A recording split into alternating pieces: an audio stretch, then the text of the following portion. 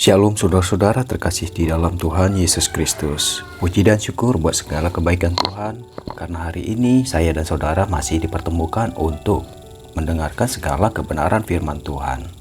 Sebelum kita mendengarkan segala kebenaran firman Tuhan, saya mengajak saudara-saudara untuk bersatu di dalam doa. Terima kasih Allah Bapakku, terima kasih Yesusku, Engkau masih memberi napas kehidupan bagi kami pada pagi hari ini Tuhan. Engkau yang membuat kami lebih ingin mendekat daripada Engkau ya Bapa. Biarlah melalui kebenaran firman-Mu ini Tuhan, hati kami terjamah untuk melakukan apa yang Kau kehendaki dalam hidup kami. Kiranya Tuhan memberkati hamba-Mu dalam menyampaikan segala kebenaran firman-Mu.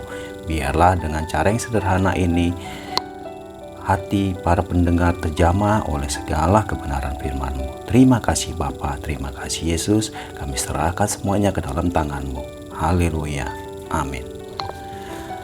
Hari ini saya ingin membahas tentang tiada kata terlambat datang ke kaki Tuhan Yesus saat ini juga dan berserah penuh pada Dia. Saya mengutip di dalam Yohanes 11 ayat 32. Setibanya Maria di tempat Yesus berada dan melihat Dia, tersungkurlah ia di depan kakinya dan berkata kepadanya, "Tuhan, sekiranya Engkau ada di sini, saudaraku pasti tidak mati." "Sudah terlambat," kata seorang wanita kepada sahabatnya. "Rumah tangga kami sudah tidak mungkin lagi diperbaiki. Suamiku bukan hanya pemarah dan keras kepala, tetapi ternyata diam-diam dia suka selingkuh. Aku tahu Tuhan tidak suka dengan perceraian, tapi aku tidak tahan lagi. Keramik yang pecah saja akhirnya dibuang. Bagaimana dengan hatiku yang sudah terlanjur hancur?" Percakapan seperti ini mungkin sudah sering kita dengar. Beberapa dari kita bahkan mungkin sedang mengalami atau merasakan hal yang serupa dengan wanita tersebut. Hubungan kita dengan orang terkasih sudah terlampau hancur, dan aib mencemari hubungan keluarga tidak mungkin dihapuskan, kecuali kita dapat memutar waktu. Mungkin ini pernah terjadi, atau saudara-saudara melihat orang-orang di sekitar yang pernah merasakan hal-hal seperti ini, di mana di dalam agama kita hal perceraian itu tidak mungkin terjadi. Saya akan kutip sedikit cerita tentang Lazarus yang meninggal. Saat Lazarus meninggal, Marta dan Maria sempat merasakan hal yang sama. Hal pertama yang mereka katakan ketika akhirnya Yesus datang, "Tuhan, sekiranya Engkau ada di sini, saudaraku pasti tidak akan mati." Dengan kata lain, mereka berkata, "Engkau terlambat." Namun Tuhan membuktikan yang sebaliknya. Meskipun Lazarus sudah dibungkus kain kafan dan mayatnya sudah berbau karena sudah 4 hari sejak kematiannya, dengan satu seruan dari Yesus, ia bangkit dan berjalan keluar dari liang kuburnya. Ya, tak ada kata terlambat bagi Tuhan. Dia sanggup melakukan perkara-perkara yang mustahil bagi nalar kita walaupun. Orang mati saja Dia bangkitkan, apalagi rumah tangga atau hubungan keluarga yang hancur. Kalau kita mau membuka hati dan membiarkannya bekerja, kita pun akan melihat bagaimana Tuhan memulihkan hubungan yang rusak dan menyegarkan kembali kasih yang telah kering. Bagaimanapun, Dia adalah Allah El Shaddai yang Maha Kuasa. Dia tidak terbatas ruang dan waktu. Tak ada pula situasi dan kondisi yang mampu menghalanginya menyelesaikan pekerjaannya dalam hidup kita. Percayalah, saat kita menyediakan ruang bagi Yesus dalam keluarga kita, Dia pun tak akan bekerja untuk memastikan mujizat pemulihan keluarga terjadi atas kehidupan keluarga kita. Saya mengajak saudara untuk merenungkan, meski keluarga kita sudah terlanjur kehabisan anggur kasih, tidak ada kata terlambat dalam kamus Tuhan. Ingat kata-kata ini, tidak ada kata terlambat dalam kamus Tuhan. Sebab Dia Allah El Shaddai. Ada beberapa pertanyaan yang ingin saya tanyakan kepada Anda. Yang pertama, adakah hubungan dengan anggota keluarga Anda yang Anda pikir sudah tidak dapat lagi diperbaiki? Mengapa demikian?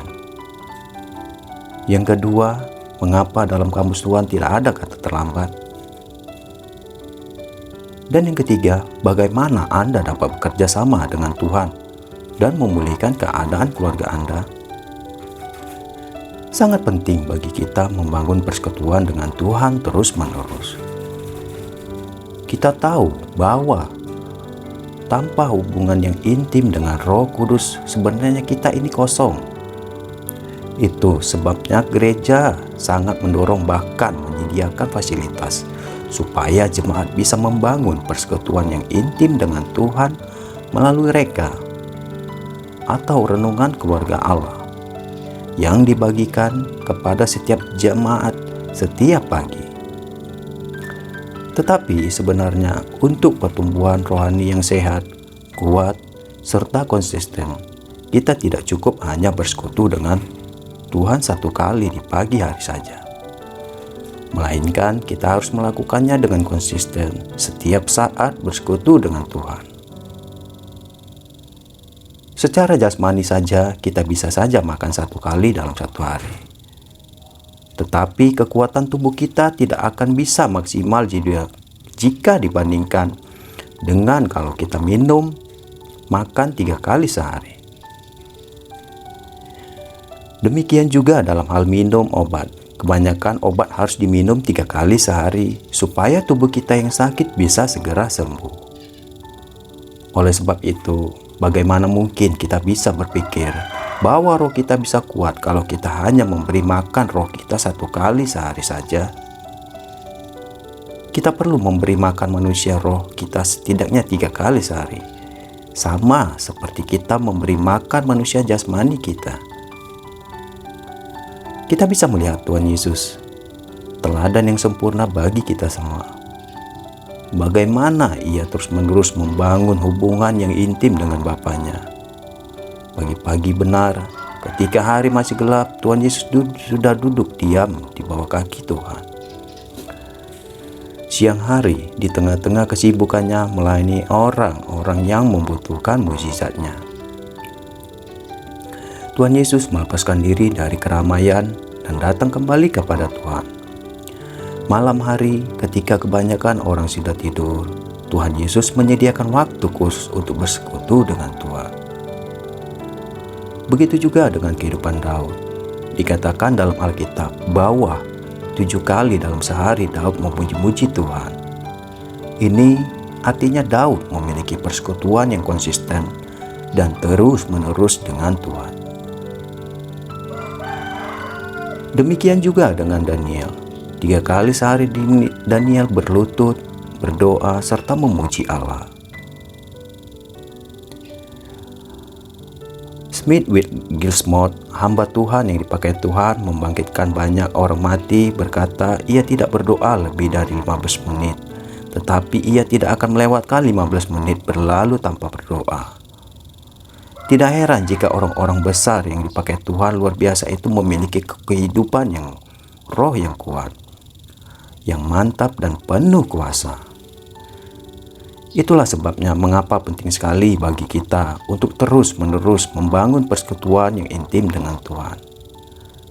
Namun, kendala yang terjadi di dalam kehidupan kita sehari-hari adalah seringkali kita lupa bersekutu dengan Tuhan saat kita sudah disibukkan dengan berbagai macam hal yang kita kerjakan sepanjang hari itu. Itu sebabnya saat ini mereka hadir 3 kali dalam sehari untuk mengingatkan kita supaya senantiasa membangun persekutuan yang intim dengan Tuhan secara terus-menerus sepanjang hari. Dengan adanya reka setiap pagi, siang, dan malam ini, maka kita akan terus didorong untuk membangun persekutuan yang intim, yang kuat dan konsisten dengan Tuhan, sehingga manusia roh kita semakin lama akan semakin dibangun dan dikuatkan untuk membangun hal-hal yang besar bagi kemuliaan. Jadi tidak ada alasan lagi untuk Anda menunda-nunda bersekutu di dalam Tuhan dalam hal apapun juga. Saya secara pribadi merasakan hal itu di dalam kehidupan saya juga. Saat saya bersekutu dalam Tuhan, ada rasa kedamaian dan ketenangan yang tidak saya dapatkan melalui tentang hal-hal di dunia ini. Apapun masalah saudara, apapun pergumulan saudara, baik di dalam pekerjaan, di dalam hubungan keluarga, teman dan kerabat, biarlah segala sesuatunya serahkan kepada Tuhan, bukan kepada manusia. Apapun pergumulanmu, mungkin kamu merasa sakit hati atau pernah dikecewakan orang-orang yang di sekitar kamu. Semua manusia pasti pernah merasakan hal seperti ini. Begitu juga dengan saya, di mana orang-orang yang terdekat yang saya percayai, yang saya yakini bahwa mereka tidak pernah mengkhianati saya, tetapi hal itu di luar dari pikiran saya. Mereka pernah mengecewakan saya, tapi saya belajar tentang arti mengasihi dan membuang kepahitan di dalam hidup saya. Biarlah hati kita dipenuhi dengan sukacita dan kasih Tuhan yang selalu melimpahi hati dan pikiran kita. Saat ini saya ingin mengajak saudara-saudara untuk berdoa, menutup tangan saudara dan melipat tangan. Bapa yang baik, Engkau sungguh Allah yang dahsyat. Tak ada yang tak sanggup Engkau lakukan dan tak ada kata terlambat bagimu. Tuhan, kami serahkan keluarga kami dalam tangan-Mu. Apapun keretakan maupun kerusakan yang terjadi, kami percaya Engkaulah Raja kehidupan kami, yang sanggup menjadikan kehidupan keluarga kami indah kembali dan penuh dengan anggur kasih-Mu.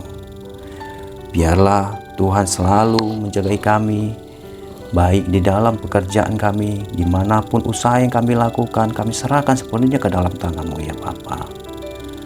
Bapa, biarlah di rumah ini, di dalam hati kami, begitu juga dengan orang-orang yang mendengarkan, Tuhan menjamah hati mereka, Tuhan memberikan kesembuhan dan rasa sukacita apapun yang pernah mereka rasakan, baik sakit hati, kekecewaan di dalam pekerjaan mereka dan teman-teman dekat mereka. Tuhan, ajarkan kasih di dalam diri kami.